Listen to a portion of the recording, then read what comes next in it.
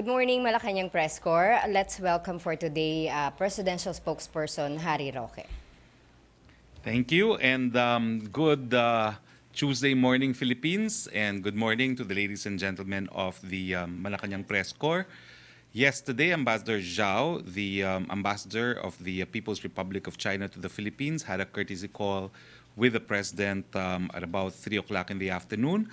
The president and Ambassador Zhao discussed the upcoming visit of President Xi to the country this November, which both agreed would further cement the already strong relations between the Philippines and China. China, of course, expressed concern over a military exercise that the United States will be conducting in the area at about the same time that the Chinese president will be in the Philippines. The president said that we will not take part in that military exercise. Both agreed that joint exploration in the disputed West Philippine Sea would be to each other's interests, to both countries' interests, and China reiterated that they do not desire any military confrontation as a result of the West Philippine Sea, either with any of the claimant states or with any other powers, because China is the biggest user of the West Philippine Sea, and any military confrontation in the West Philippine Sea will have dire consequences as far as Chinese commerce is concerned. The Chinese ambassador then affirmed Chinese financial assistance in connection with a page-long list of projects, which I hope to distribute by the end of this press briefing. Now, we also had the 30th cabinet meeting yesterday, and I think the most important highlight of that meeting was the president approved unimpeded importation of rice as a measure to reduce inflation. No? After a presentation conducted by Finance Secretary Sunny Dominguez that food items now is primarily responsible for an even increased inflation rate for the last month, the president ordered the unimpeded importation of rice. He wants to flood the market with rice so that even if the price of crude and other oil prices should go up still further, that the people will have access to affordable rice.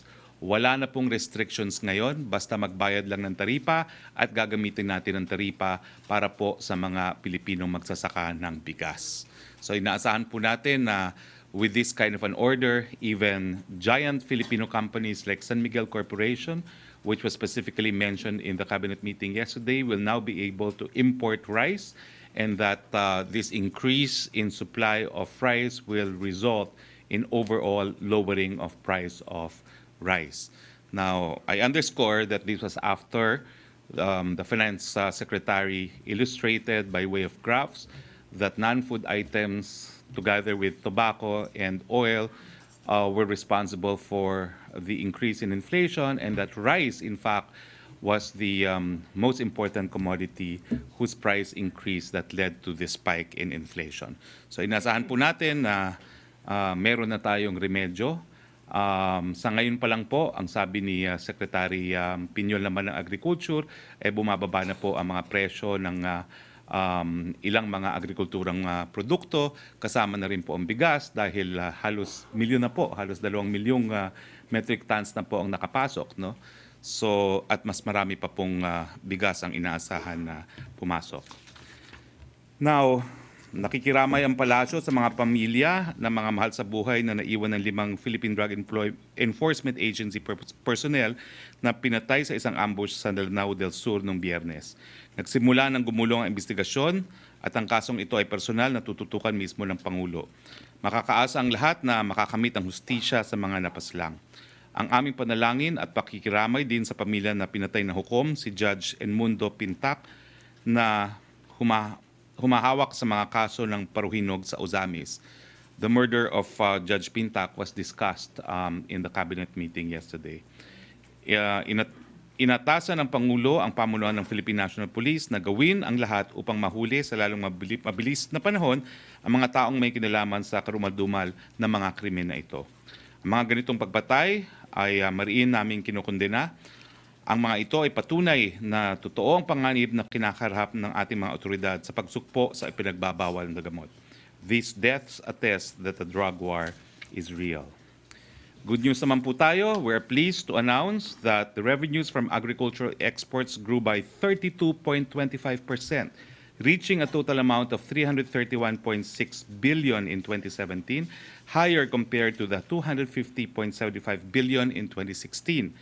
The Philippine Statistics Authority highlighted that fresh banana continues to be the major export commodity in the country, with the exportation of 2.86 million metric tons amounting to 56.88 billion this year. This contributes 17.15% to the total agricultural export revenues. In addition, sugar was the second top agricultural export commodity with the exportation of 440,733 metric tons amounting to 10.26 billion. This contributes 3.09% to the total agricultural export revenues. We also welcome the results of the latest maiden report on the Banking Sector Outlook Survey published by the Bangko Sentral ng Pilipinas for the first semester of 2018. According to the results of the survey, 66.7% of the respondents consider a stable outlook for the banking system, while the remaining 33.3% of the respondents view that the banking system will remain strong in the next 2 years. The bullish outlook means that the country's banking sector will continue to support the development of the country's economy, the BSP survey also stated. The survey was conducted among the presidents, chief executive officers, country managers of 114 banks in the Philippines. Questions, please. Okay, we're open for questions. Good morning, sir. So regarding the raising of concern by the Chinese ambassador to the president regarding these military exercises at the South China Sea during the visit of the presidency, did he ask like the president to somewhat ask also U.S. to defer that exercises? I do not know if I can go to any detail, but of course, the general consensus was we don't want anything to mar the visit of President Xi. No? So I think the DFA will do all that it can to make sure that the President Xi's visit will be fruitful and as productive as we would want it to be. Was there any directive from the president to DFA na to ask US nga na to defer that exercise during that visit? Well, again, I don't think I can go to any detail there, but we want a seamless visit of President Xi. Having an exercise there, would that affect this target of having a seamless visit of President Xi? We hope not. Next question, Christina. Sir, good morning. Welcome back. Only one day kayo naman. Namiss oo. namin kayo. Sir, regarding dun sa issue ng unimpeded rice imports, sir, how did what was the discussion sa cabinet and how did the president handle the situation, sir? It was a very hot issue.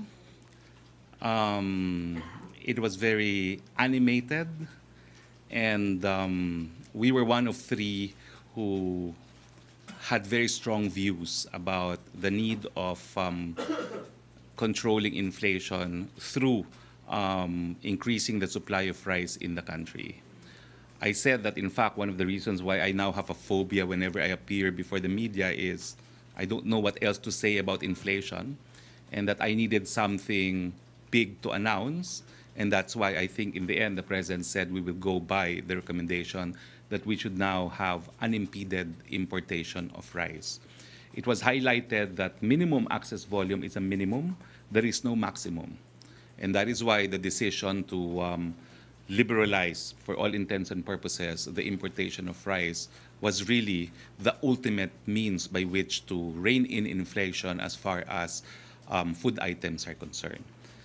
Unfortunately po, kinalulungkot natin na habang wala pa tayong sariling langis dito sa Pilipinas, wala tayong magagawa sa pagtaas ng presyo ng krudo at langis. Pero ngayon pong pinapayagan na natin na mag-angkat kahit sino, kahit anong quantity ng bigas, inaasahan po natin na at least mataas man ang krudo, mapapababa natin ang presyo ng bigas na pinakamalapit sa sikmura ng mamamayang Pilipino. Sir, since wala na yung so sir, anybody na may capital pwedeng mag-import ng Yes. rice. So how would you Yes. prevent naman yung mga firms na with big capital ma-monopolize, makuha yung supply ng malaking? Ang importante po, kung maraming maipasok na bigas, bubagsak ang presyo ng bigas. Ang importante rin po, magbayad sila ng taripa kasi gagamitin natin yung taripa para tulungan naman yung mga magsasakang Pilipino. Sir, when you said it was a hot issue, you mean the issue of rice smuggling or the people's may heart? Let's just say the Unbani- issue was whether or not the status quo actually impedes importation of rice.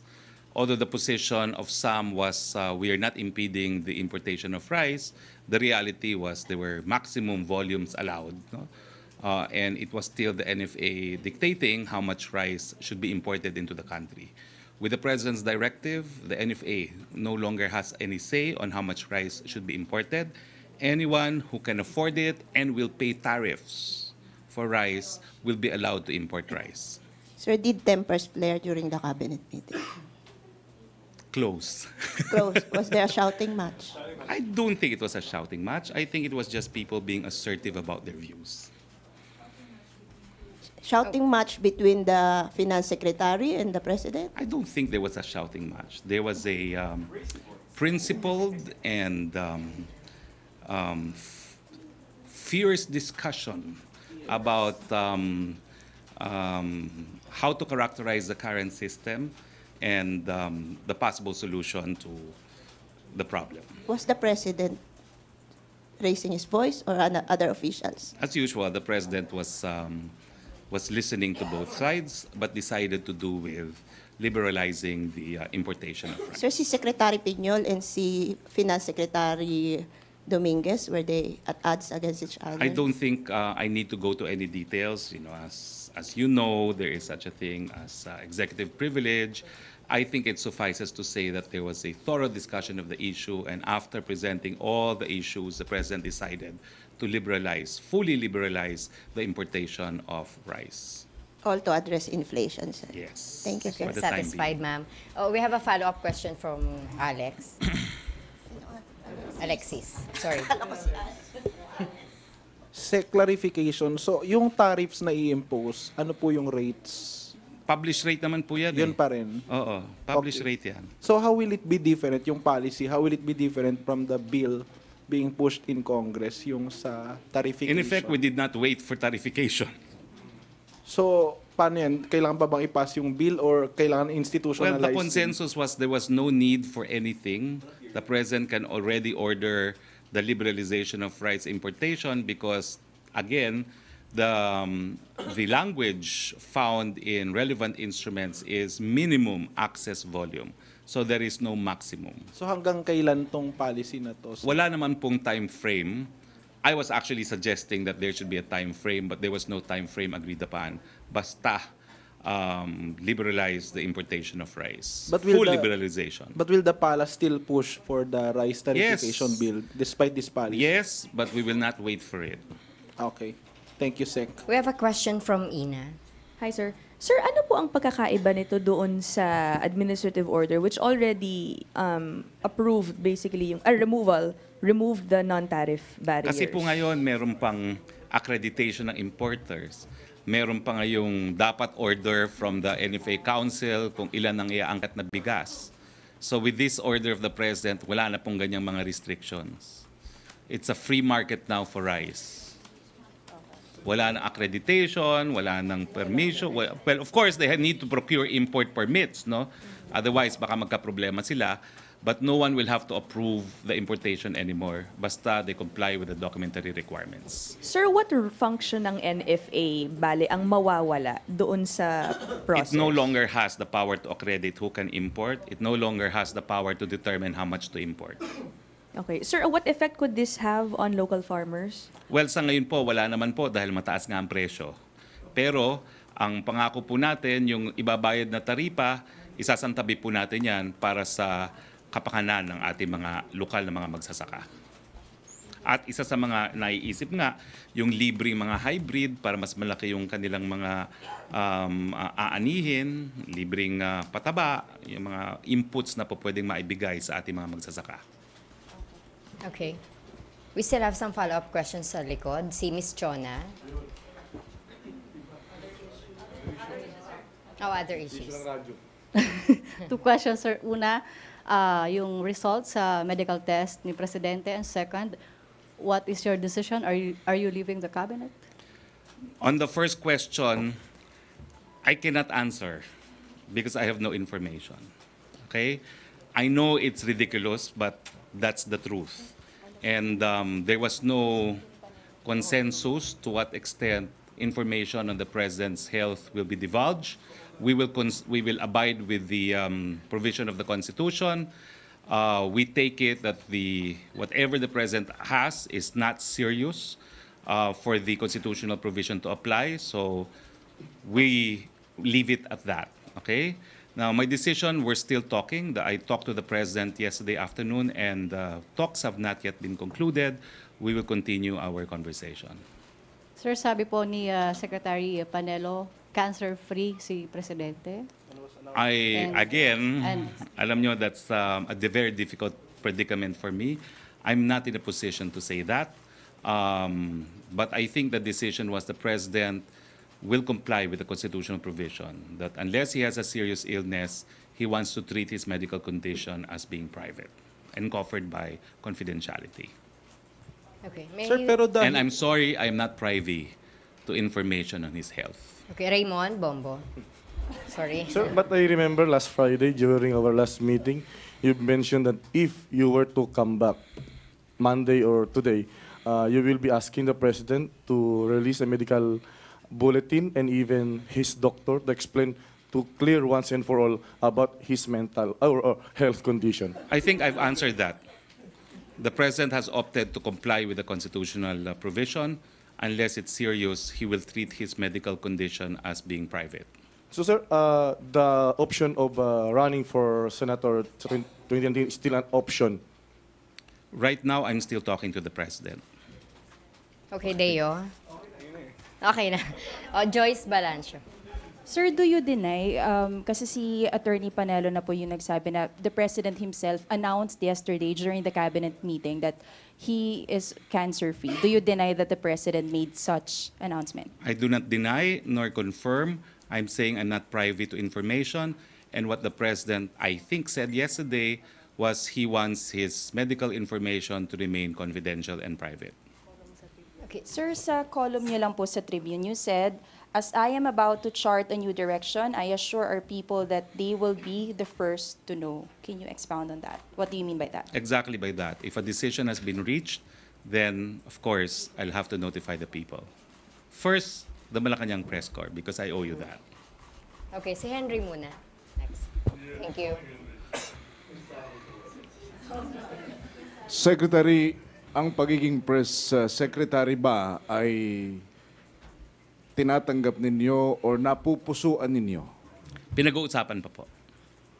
Pero ano ang tsansa na tanggapin ninyo ito? Gusto ba ninyo ito o hindi? Pinag-uusapan pa po. Satisfied? Si Maricel. Sir, was there any development that led you to this, kumbaga, stalemate na pinag-uusapan pa? May nangyari po ba over the weekend? Wala naman po. It's just that mahirap sumagot ng mga tanong na wala kang kasagutan and is expected to know information. No? So sa akin, wala naman pong ibig sabihin yun. No? It's just that, paano po ito? No? I'm not able to say anything about his health and you want to know it. No?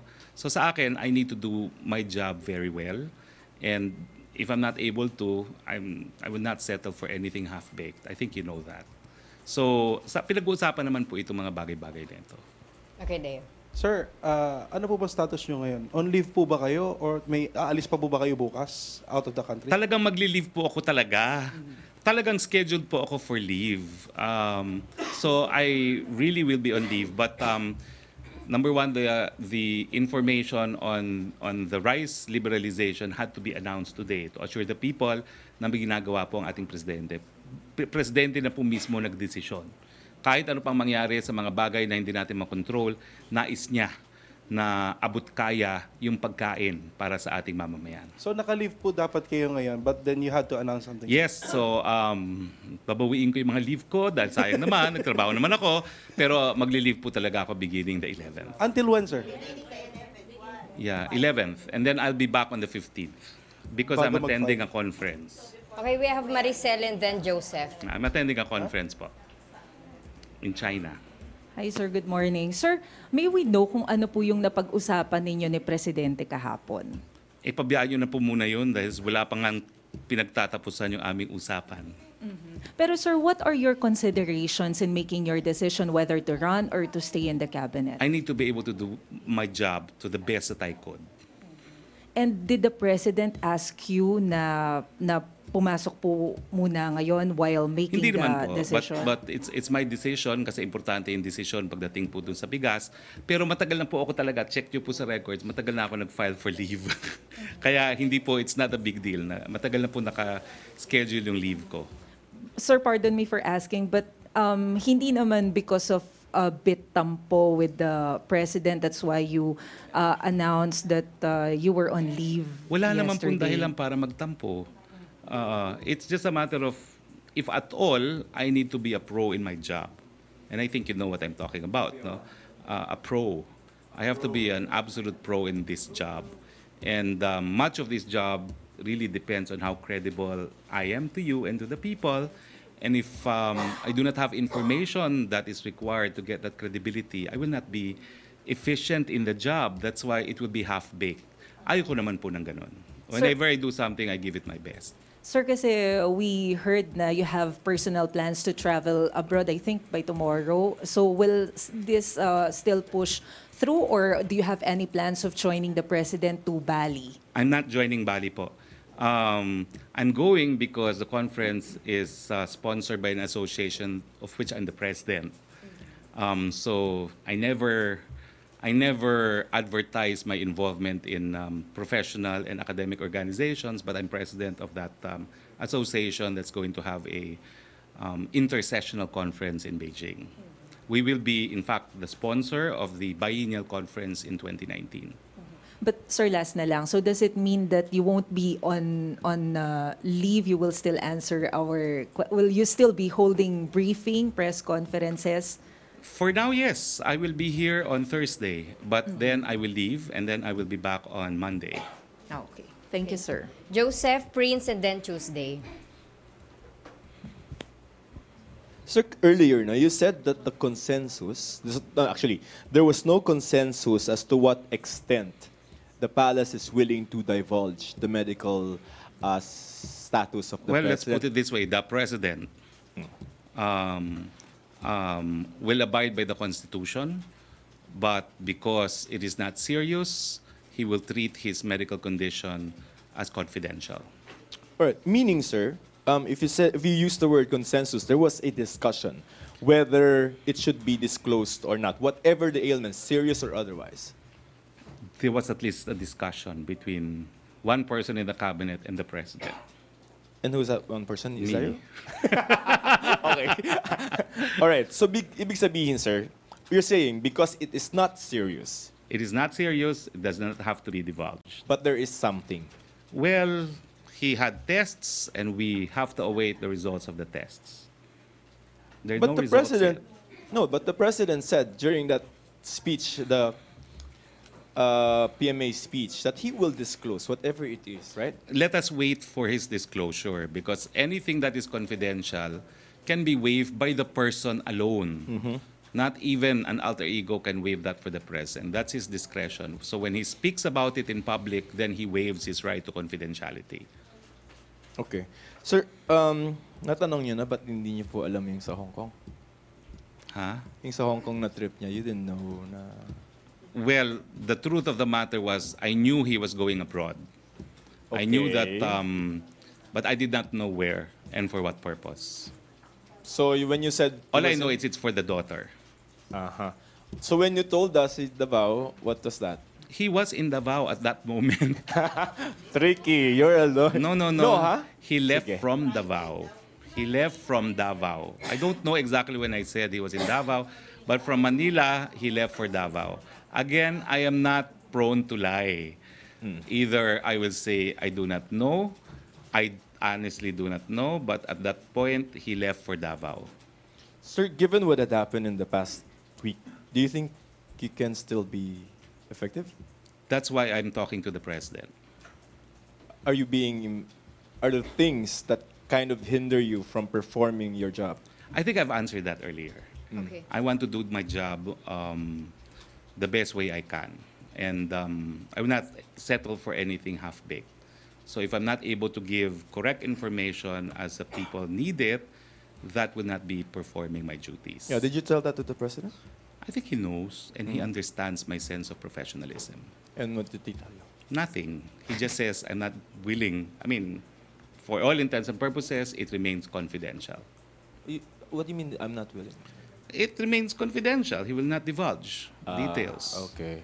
No, but to your... Even to me. Hindi sir, ibig sabihin yung sentiments mo No, about... well, this was actually a public discussion, ladies and gentlemen. It was not a one-on-one discussion. It was openly discussed. Okay, Prince. Sir, I'm sorry, I just have to ask this again. What would convince you, sir, to stay in the cabinet? That's between me and the president for now. Sir, how true that you shot a campaign advertisement over the weekend, sir? Well, you reported on it. Well, the truth is, I shot it because it's been paid for. And, I mean, we've had plans. Whatever's happened in the last few days were really major deviation from plans that even the president knew about. Come on, for the past 5 or 6 months, he's been calling me senator. He's been, for all intents and purposes, endorsing my bid for the Senate. So I was taken aback with this statement also with PMA alumni. So it was a game changer, so to speak. It was a change in tone. But I think there was an agreement on what I would be doing ahead of time. Sir, last na lang, what will make you pursue your bid for a Senate seat, sir? As I said, I'm discussing with the president, and I'd rather that the president and I agree on a course of action. Sir, can we get parang a categorical answer by next week, sir? As to your... Of course, because the political- filing is next week. So This there would week, have to sir, be- this week. Probably not. Okay, so maraming question kay Spokes. Christine, and then Ina, and then... okay, si Christine muna. I'm just gonna ask. Sir, yung sa what's this? Will the president issue an EO on that full liberalization? I asked, and the consensus was there was no need. Because there was only, the provision found is minimum access volume. So the president has already ordered unimpeded rice importation. So it means effective today. It was effective today, yes. And anybody can now import. Yes, provided they get import permits, of course. Okay. But Ina. there will be no requirement for the issuance of import permits. So anybody. No accreditation, no authorization. Sir, dun sa campaign ad nyo po, you said it's been paid for. I'm just curious, paid for by a supporter? I've had to pay for it, of course. You paid for it. Yes. So isn't this, sir, basically an indication that you are headed towards It was running paid for already? like months ago. Okay. Sir, have you decided on the offer to be press secretary? Have you officially declined it? As I said, we're talking with the president still. Okay. And sir, dun sa... Because it really is a new development which deviates from a course of action that was approved also by the president in the past. Okay. Sir, dun sa medical, the test results, you mentioned that will hintayin pa rin natin yung resulta ng test, but there seems to be a conclusion that it's not serious, which would imply na may lumabas na po na resulta. Hindi ko po alam. See, that's the point. I will not be as brave as Secretary Panelo. I did not hear that categorical statement, and therefore, from the general actuation of the President, I take it he is not waiving his confidentiality to medical information. So we leave it at that. Okay, even USEC or Secretary Anyo, in an ambush interview earlier today, confirmed that the President made the announcement. Sabi po niya, and I quote, doon sa cabinet meeting, in the middle of the meeting, sinabi niya na, by the way, I had my test, and sabi niya the test is negative, at nagpalakpakan pa daw po yung cabinet. Were you there or you weren't there? I was there, but that's I will not contradict that. So the announcement was made. If you were there and you heard it. That's not the complete statement of the President, and I believe it's not for me to repeat the complete statement of the President. So, Because it's covered by confidentiality. are you disputing what No, I'm not. yung In fact, the President said that. All I'm saying is it may not be the complete quote from the President.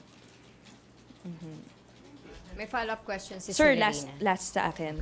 Since the President dropped the cancer word, just to be clear about it, sir, since may growth, binayopsy po ba yung growth? Again, I will repeat, I do not have access to this information, and I'm very sorry for it. Okay, thank you, sir. Severina, follow-up question. And then Dreo. So regarding your personal plans, will the issuance of an executive order creating the OPS change your decision? Like if the EO would come out before the filing of the COC expires on the 17th, would your decision be changed? What will determine my course of action will be the outcome of my conversation with the President on what I should do. So it's not the executive It's order? not the executive order. The executive order will only implement the creation of a new office, no? But we have an ongoing conversation with the President. Okay, last two si Dreo and then si Joseph. Sorry. Sir, clarification lang po. You said earlier that we have to await results of the tests. But the cabinet officials like Secretary Anyo already is saying that it's negative.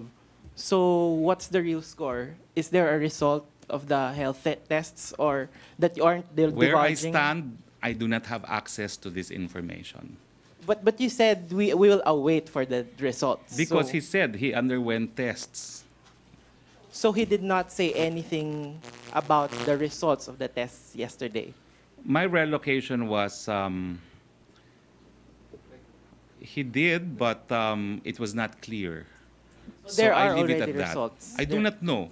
That's my problem. I hope you understand. The patient, for purposes of medical confidentiality, has determined he will keep it private. It so happens that it's also president. But the Constitution still respects confidentiality because it's only in case of serious illness that he is compelled to waive the confidentiality. Sir, how come the cabinet officials are divulging this information when the president decided that it should be confidential? I leave it to them to explain their declarations. Thank you, sir. Okay, si Joseph and then if we could still allow another, si Joseph muna. Okay. Sir, dan lang sa rice, yung sa rice policy po, sir. Kasi the Presidential Decree number 4 states that the power to import rice and regulate its entry to the local market is vested in the NFA. So what will happen to this decree po, sir, if we will not issue EO po, sir? As I said, no, the NFA will have to implement this. Remember, they determine importation pursuant to minimum access volume.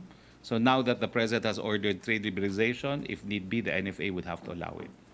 So, sir, ano pong sabi ni Secretary Piñol during the meeting being the NFAC chairman po? Ang sabi naman niya, we are already taking steps to liberalize. And the only agreement was whether or not it was enough steps being taken to liberalize. And so to end the debate, it's now full liberalization. So, in other words, he agreed po dun sa policy ni President, sir. Let's just say the President decided. Okay, sir. Thank you, sir. Okay, so ang last na talaga si Tina. Okay pa yan.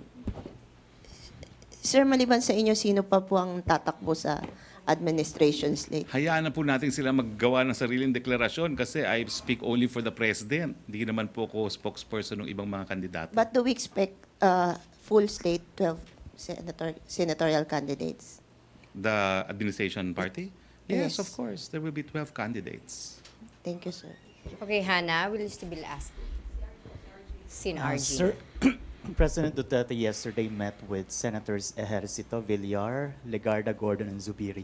Did they talk about tax reforms? I was not there. Where was I? There were so many meetings yesterday. Oh, I forgot to announce that also there's now, they have at least 5 telcos have purchased forms for the bidding.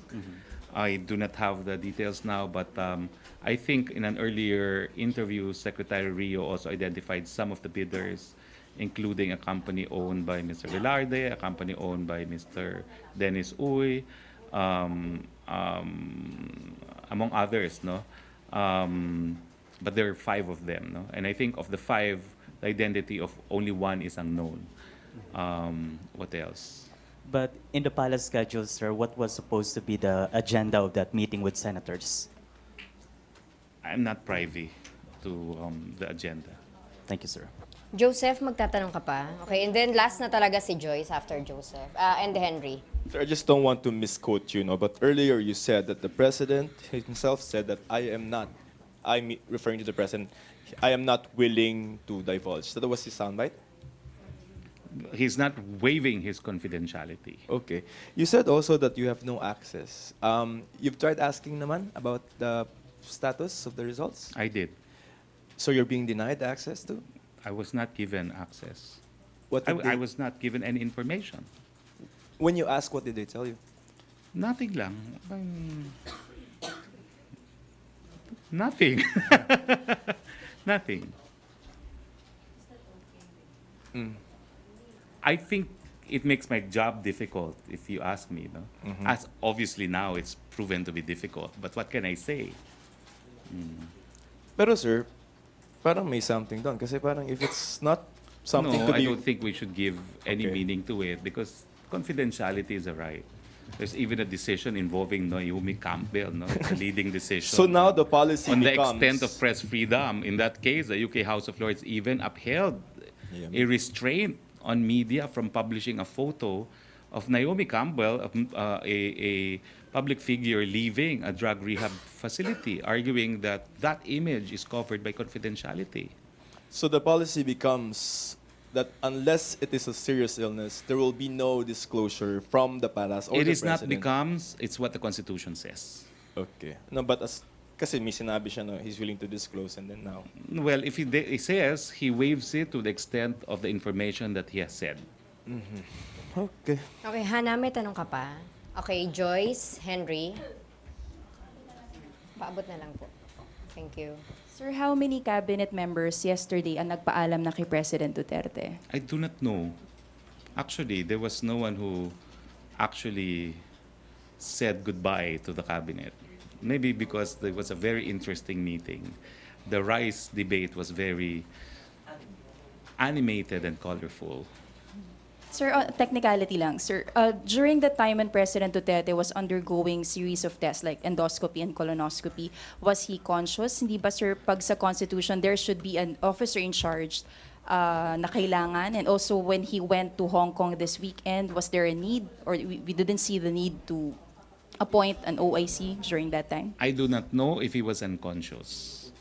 As to whether or not there was an OIC, I do not think so because he was well. And who knows, he may have designated one that I don't know about. Even, sir, yung Hong Kong, probably he didn't appoint any I do officer not in know charge. that.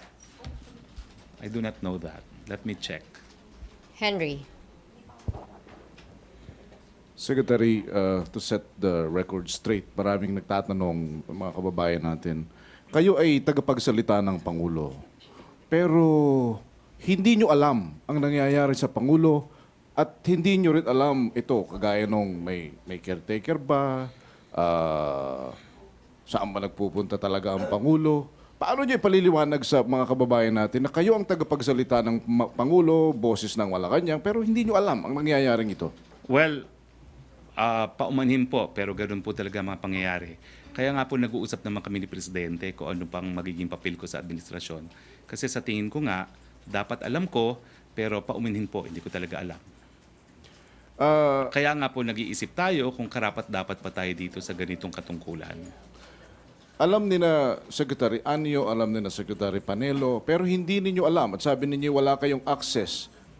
Nasasaktan ba kayo dyan? Hindi naman po, but I'm sad that I am not able to provide the answers that the people want. All right, thank you.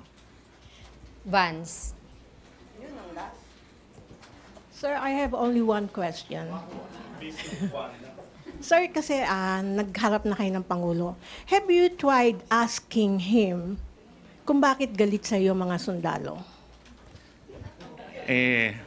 Hindi naman po ako naniniwala na galit sa akin yung sundalo eh. So, hindi rin po ako naniniwala na seryoso yung presidente nung sinabi niya yon. No? I think he was underscoring the fact that he has offered me a job and that he wants me to take on the job. No? I hope I am not wrong in my understanding of what the president said and how he said it. Okay, thank you, sir. Okay, sorry guys, kasi may kailangan pang puntahan unless the spokesperson would like to May isa daw. entertain. Last Sige. na, okay. Sir, yung pong may proposal sa House na if there's going to be a serious illness, resignation, or death of a president, the Senate President, not the Vice President, will succeed. So, first comment on that proposal. I think Gloria to, no? We leave it so far to Congress because that's the constitutional obligation of the Congress.